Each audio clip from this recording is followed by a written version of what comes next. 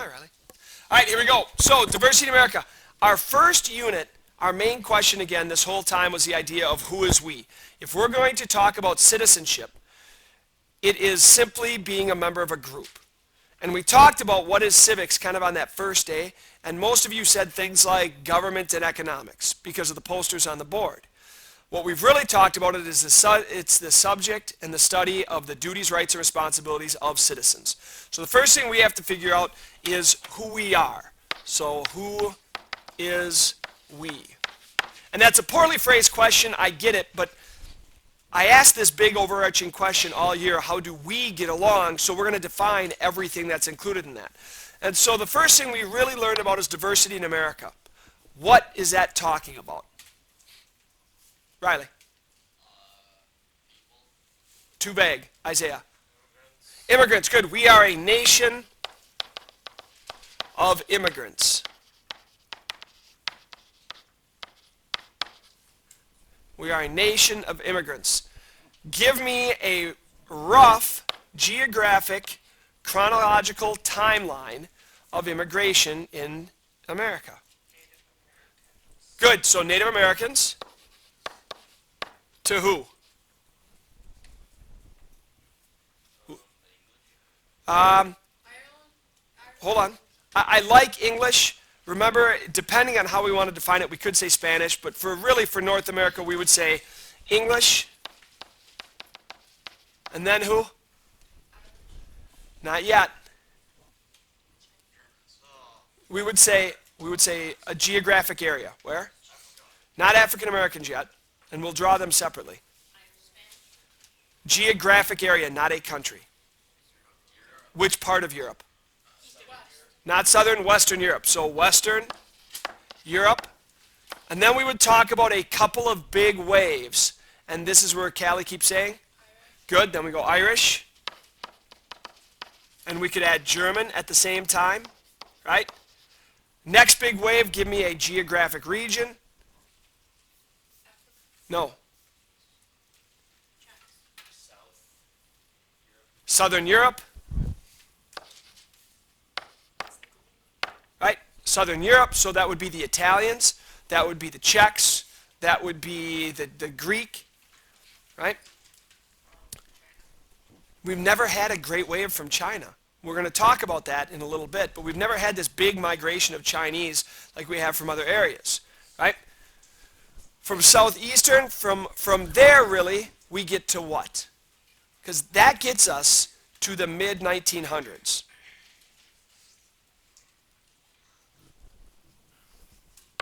Who are the biggest immigrant group today? No. Hispanic, or we can just say Latin America. Predominantly Mexico. Right? Now, in there, we kept saying African, African, African, agreed, but the reason I would put the Africans kind of as a separate group, right, is because of slavery, right? And so really, we can go in here, we would have slaves, right? Correct. We forced them to come over here. It was not an optional migration by them, right? They weren't exactly pleased about it. And also we have it appearing during a bunch of different other waves of immigration. Now, our response to immigrants over history. Yes, bad. Give examples.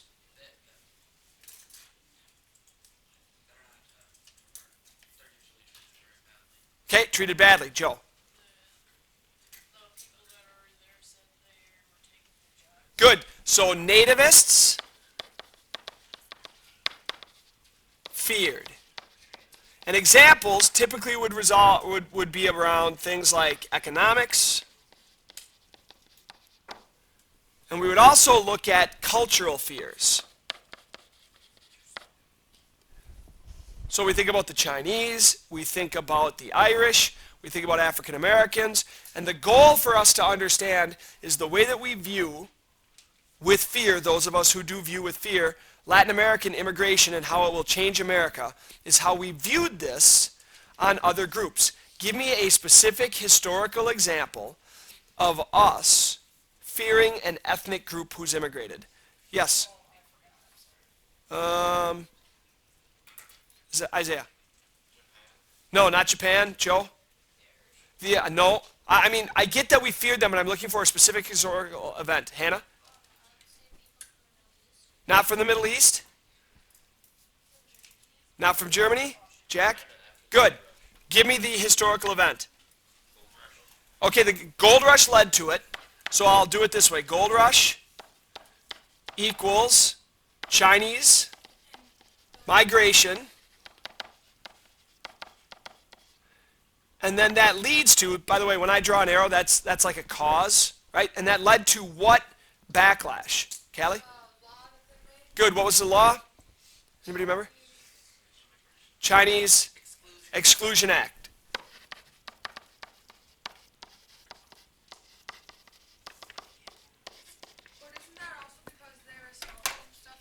Because they were what? Opium? So that's an example of concerns. Think about the stereotypes today about Mexicans and drug dealing and crime and all of that, right? What I want us to understand is our fears about different cultures have always existed. And another thing that's important to understand is this is not a uniquely American thing.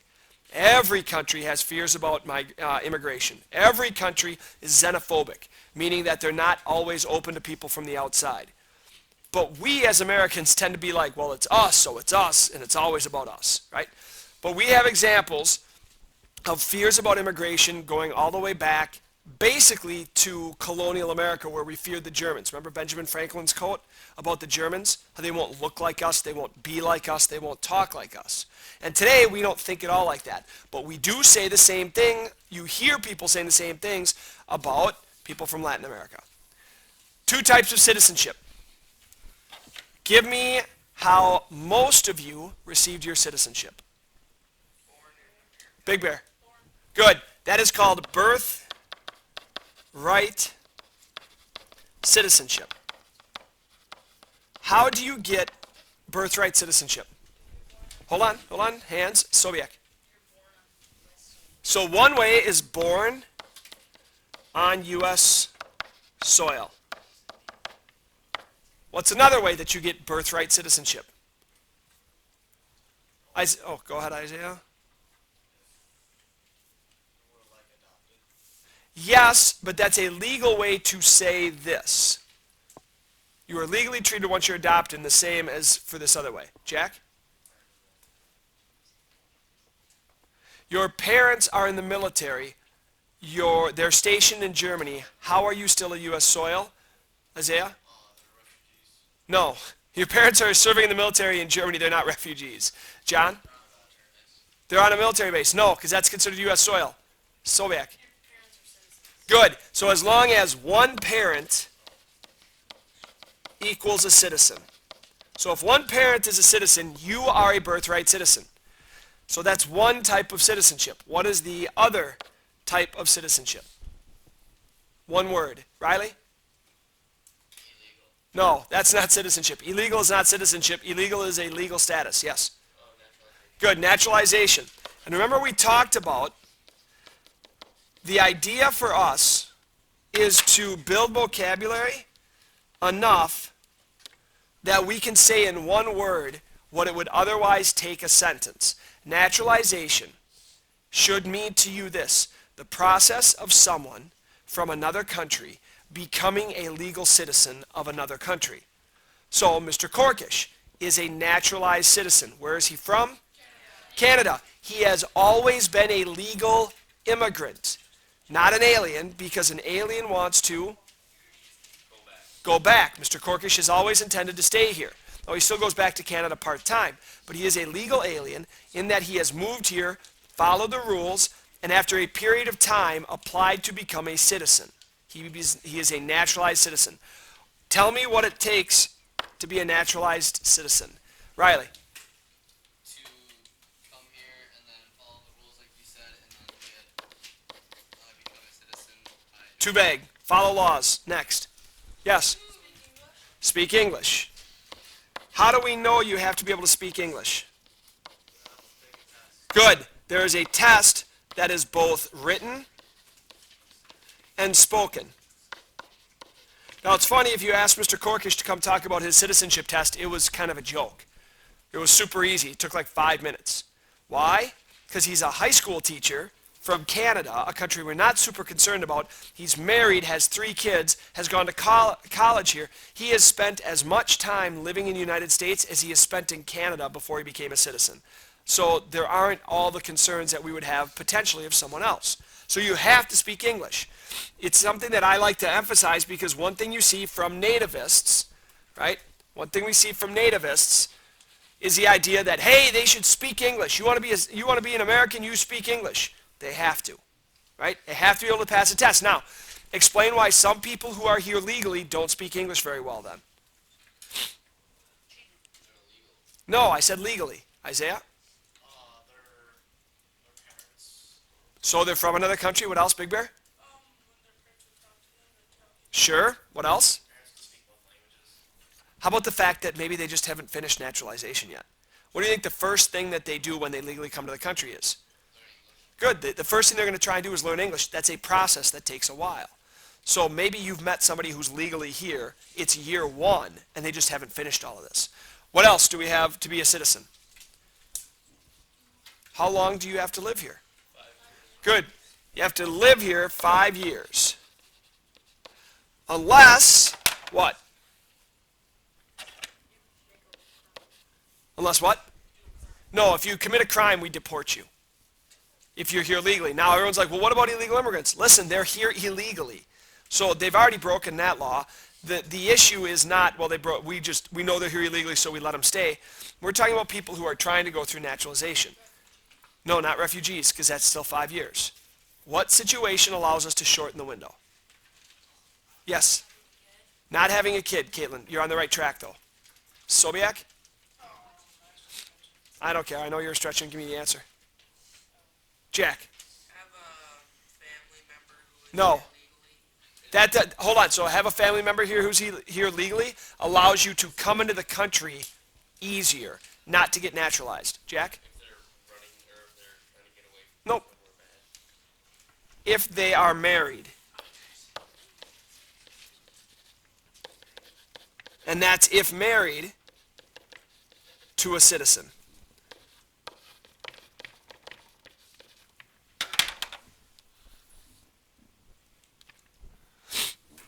Now, there are 3 ways. Now, first of all, on this, by the way, you have a worksheet that you can study that has the 5 steps. And I basically covered them, but feel free to review that. Remember, we had the little diagram, 5 ways to get citizenship, and 3 ways to lose it. So losing citizenship can happen 3 ways. Good. Number 1. A felon. So you commit a felony. Parking ticket isn't going to get you citizenship revoked. Riley, what else? Smuggling someone into this. That's felony. Oh, sorry. Don't apologize. I'm just saying you just gave another example of the same thing. Kuhn. Isn't it having citizenship in your No, our country doesn't require you to give up your citizenship. Mr. Corkish is both Canadian and American. Yes, Riley? Not paying taxes. Incorrect. That's just another example of a felony. Vulva. What's that? No, that's just a crime. Dominic. Rebel against. No, that's a crime. Jack. Betraying the U.S. That's a crime. You've all given examples of crimes. Riley? Just trying to overthrow the That's a crime. CUNY. expired citizenship? That's a crime because your visa has expired. But once you're a citizen, your citizenship doesn't expire. You can get rid of your citizenship by renunciating it, right? Meaning, I don't want to be a citizen anymore. And people do that all the time. Not lots, but some do. Tax reasons. They've moved to another country that requires they give up citizenship someplace else. And the fact that you guys don't know the third and struggled so much with the second means, what is your homework? You got to figure that out, right? You have a worksheet that has this. Your job is to figure that out. Now, we spent a bunch of time on controversies regarding citizenship. What is the issue regarding citizenship that is a controversy? Isaiah. Good. Birthright citizenship.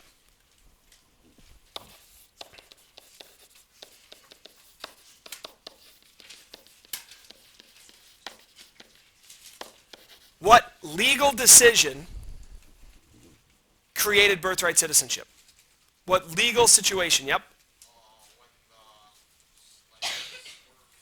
Good. When the slaves were freed, give me an amendment. 14th Amendment. Give me a Supreme Court case that caused us to realize we needed to do this. Good. Dred Scott versus Sanford.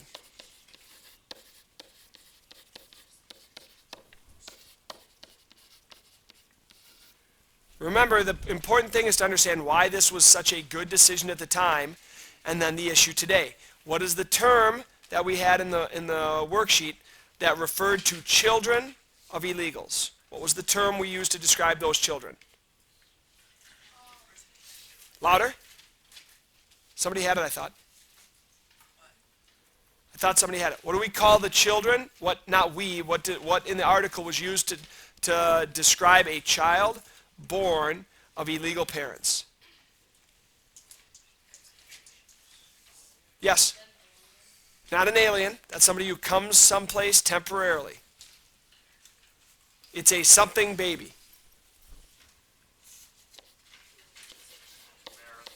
Not American baby. What? No, not little. Andrew. Not residential. It means to hold in place. No, one word. To hold in place on a boat. Good, anchor baby. You need to understand this situation. We've talked about it a bunch. Good? Understand the anchor baby situation. We have illegal parents who have a child who, because of the 14th Amendment, which is the result of the Dred Scott case, has a child who is a legal citizen, and we have a giant question, which is, what do we do without violating citizenship laws?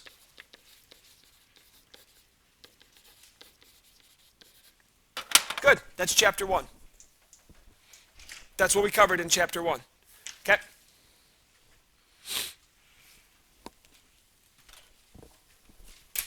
Let me to talk to you, 7th hour. Okay. All right. Good?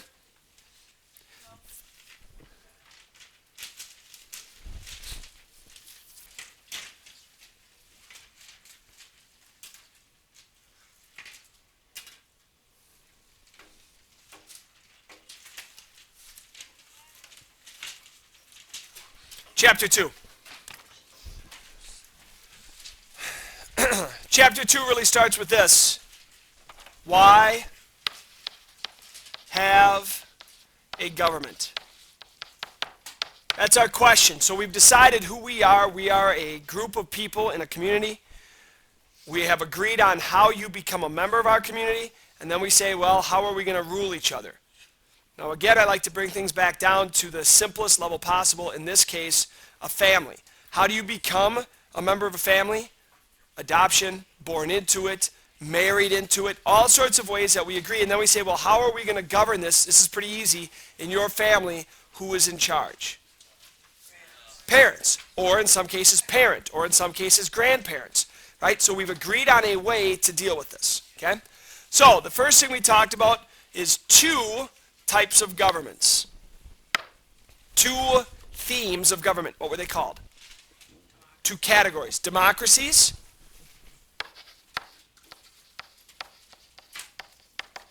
and what was the other category? Yes?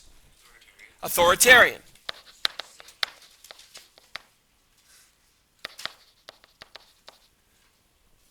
And so what we talked about was that these have evolved over time. What is the earliest form of democracy? No, not democracy.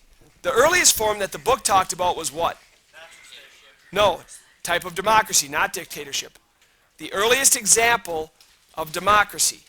What country? Greece. And they had what we called a direct democracy. This is where all citizens, and that doesn't mean all people, because Greece had lots of slaves, right? But all citizens voted and made policy. Direct. Every citizen was a part of it. What was the earliest form of authoritarian government? Yeah, in all honesty, we could talk about the natural state as the first form, where all citizens, well, there are no citizens, all people make their rules for themselves, and there is no governance. Now, democracies evolved from direct democracy, and we could actually say devolved in this case, to what type historically of democratic government after that? Think Great Britain. What kind of monarchy? Not parliament. Not absolute. I know that's what a monarchy is. How did we have a democratic monarchy? Because monarchy is going to go in both types. Sobiak? They're just representatives. What do we call that? Constitutional monarchy.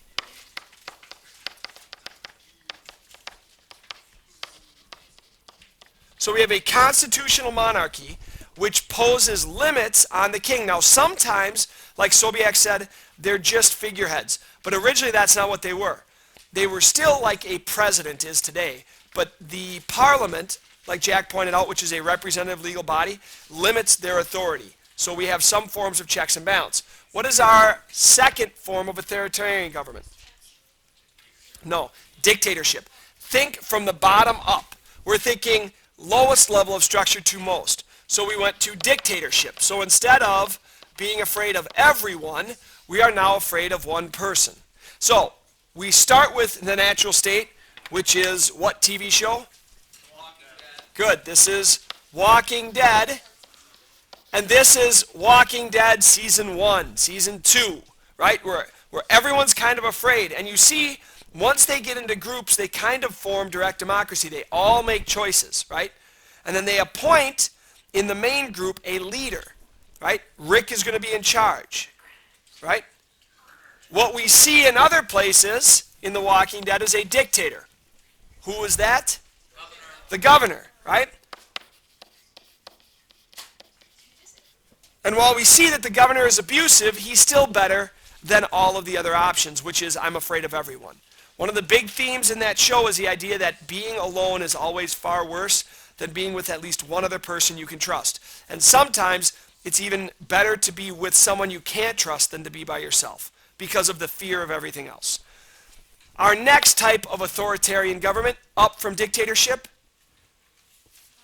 monarchy. And we would say in this case, absolute monarchy. And why did we choose to go from dictatorship to monarchy? Again, we chose this.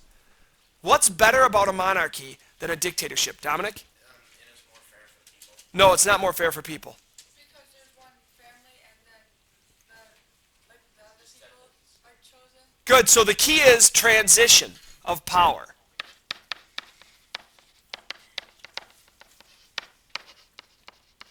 And I get that this is why I'm speaking too, because my handwriting's terrible. This is why everything else is done in PowerPoint, right? The key in an absolute monarchy as an improvement over dictatorship is how do we know who's in charge next? When the governor dies, what type of society did it go to?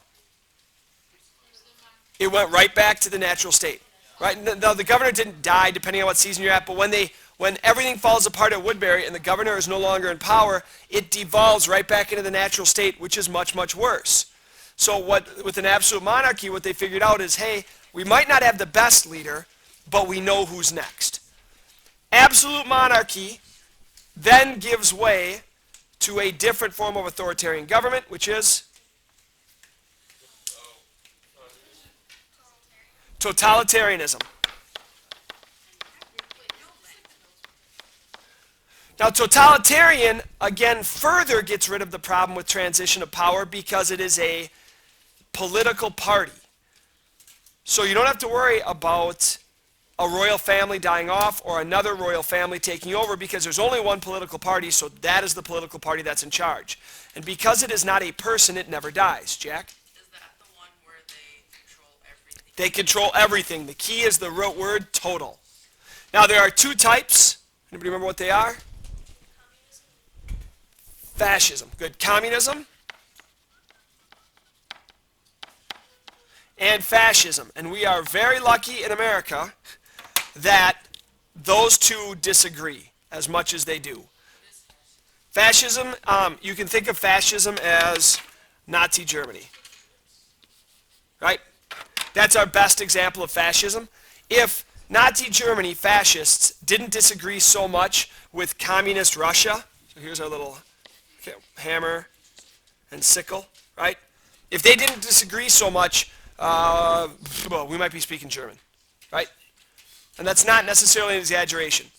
If those two didn't disagree, there's no way we win World War II the way that we did. It just doesn't happen. Okay? Your job is to make sure you understand the difference in these two. And that's an incredibly important difference between those two. There's only really one major difference, and it's philosophical and ideology. Okay? Our last type of democracy is what we have. Not republic, but I like the republic. I get that we don't call it a republic democracy. It's a representative democracy. We are a republic, and that's something different. We are a representative democracy. What is the major reason that we are a representative democracy and not a direct democracy? But that's how. Why did we choose representative and not direct? John? It'd take too long. We have too many people. We have 320 million people. Imagine if we all got to vote equally on what laws should be and we all get to propose them. We'd never get anything done. Good? Early documents that have defined our thinking on government. What is the earliest document we talked about? Not the Declaration. Not the I like that. We could talk about that, but we didn't really study the social contract. We'll save that for philosophers. You're right on that, though. Good job. You kind of beat me. The Magna Carta. Very good. Our first document is the Magna Carta. What did it do?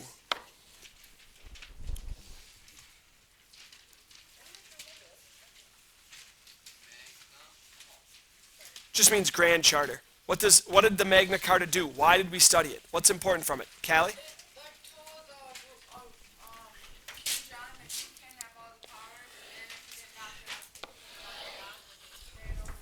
Good. The Magna Carta takes an absolute monarchy and starts the transition to a constitutional monarchy. It puts limits on the king. And it also grants rights to citizens. It is the first time we have a written document that is signed between a ruler and its people that the government has physical limits on it. Second document we studied? Good, Mayflower Compact. And I don't spend a lot of time on that because the only thing to me that's important on that is what?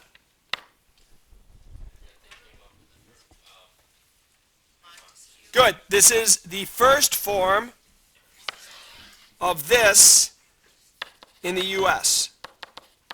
And it happened before there was a U.S. These are colonists. It's the first form in the U.S. Our third document that we studied, chronologically, good, Declaration of Independence. The Declaration of Independence borrowed from lots of different sources. And we talked about what the Declaration really was. Good. This is a breakup letter. It's not you, or excuse me, it's not me, it's you. And what, to me, is critically important in the Declaration of Independence? That's not what's critically important, that's what it did. John?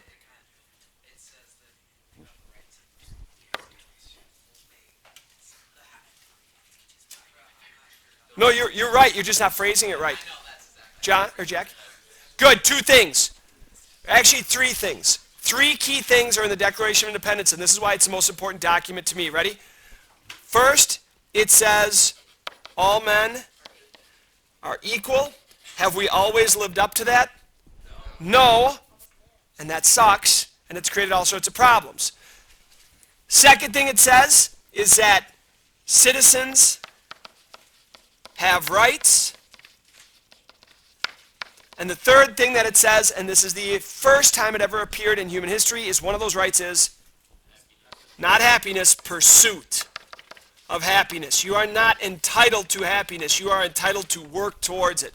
And that is a critical distinction. You are not guaranteed happiness or success in America. What we try to guarantee is that you can pursue whatever that is. Okay? Jack? What's that?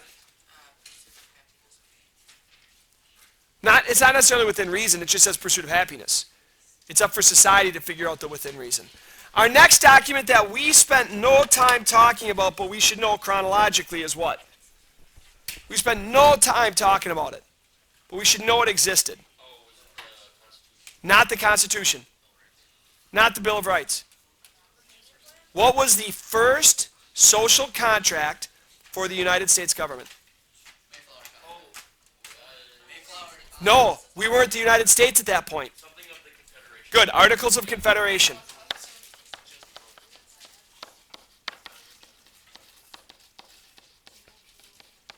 Articles of Confederation, and the problem with the Articles was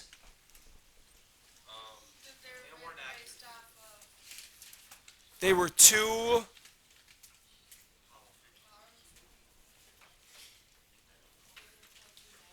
they didn't unite us as a country, they were too weak. And it makes sense. Why did we create too weak a government? Because we were afraid of too strong a government. And because of that, we came up with a constitution, which is our what? 2 words. No. Hobbes. Our social contract.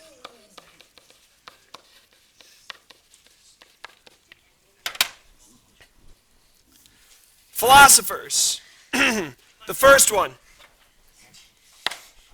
Hobbes. He said what?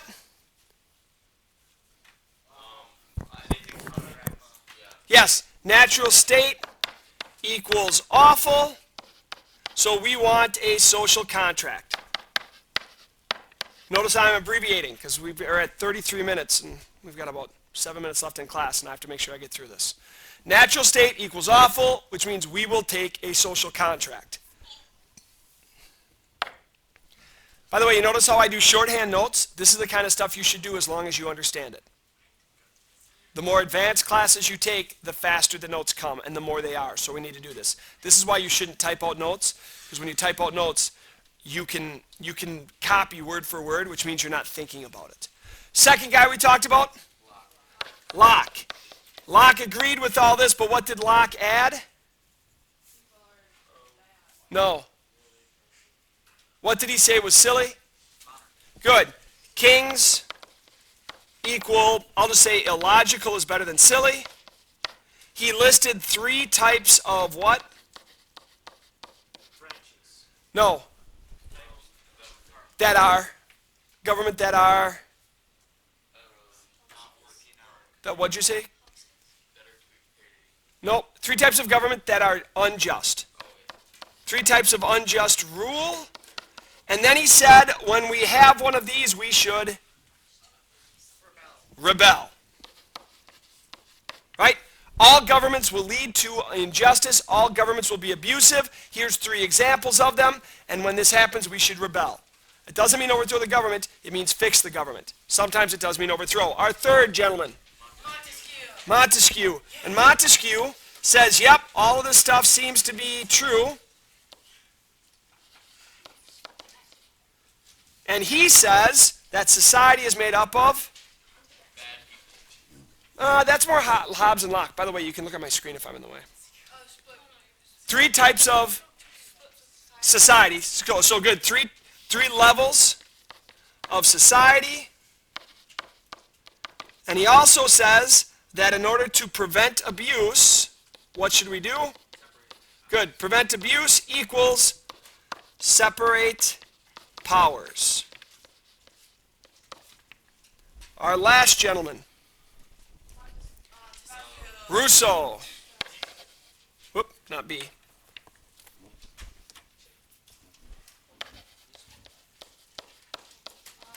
Rousseau basically gave us two things. Rousseau said, what two things should guide citizenship and guide government? The people, which he calls popular sovereignty, and we should all follow the rule of most important duty as a citizen is to follow the laws, the rule of law. Good? Now, your job is to make sure you can understand those connections. Remember why I said, hold on, we're not done. We have chapter 3. Remember I told you guys you should have started studying Friday? Here we go. The Constitution. Here's what you need to understand. The purpose of the Constitution. Under compromises, you should understand the Great Compromise and the 3/5 compromise. And you should understand how it got ratified, the debate, the two political parties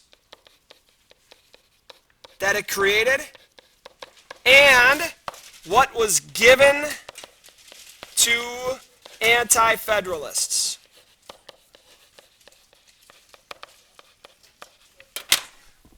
That's what you need to study.